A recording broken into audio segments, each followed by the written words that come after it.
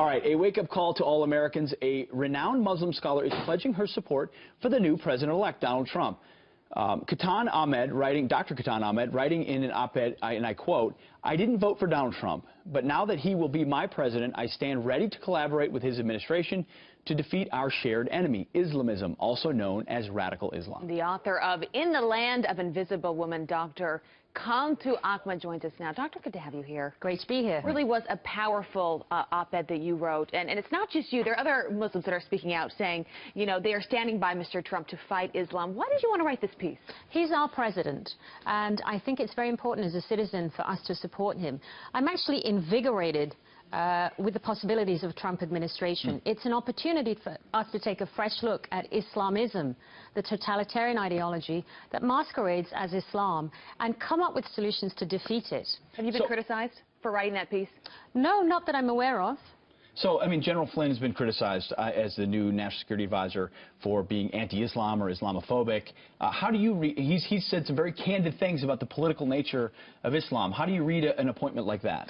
So I would probably distinguish it. I don't know much about General Michael Flynn, but my knowledge is very clear that Islam is not a political ideology. Islamism is. And that's a very important distinction. Someone like General Flynn can be forgiven because we really haven't made that distinction in the United States.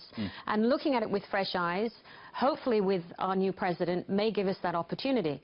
Unlike President Obama, who went at the beginning of his first presidency to Cairo to give a speech, I think our new president should go to places like Louisville, Kentucky, home of one of the greatest Muslims in America in history, Muhammad Ali, or Dearborn, Michigan, home to the biggest American Muslim communities in the United States, and engage with us just as he's engaged with every other American through this process. Speaking of that, when you look back at the past 8 years, what has President Obama gotten wrong when it comes to fighting terrorism, when it comes to labeling it for what it is? And what can Mr. Trump learn from these past 8 years, in your opinion, to get it right?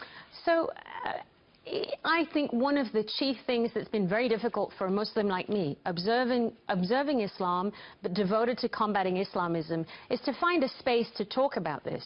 And that's hindered by people not understanding the language, and a previous president or a president about to leave the White House not encouraging that conversation. That empowers only those who would masquerade as Muslims, only those who support a radical ideology that is not a religion, but is a political totalitarianism. And I've always felt like for those moderate Muslims or others who mainstream, you would want that distinction, because otherwise you have this sort of, you have a joining of the two that you wouldn't want. I mean, how do you draw that distinction even more powerful? So that's a great point, Pete, exactly. And that's where Muslims like me can come and help this new administration in making that distinction.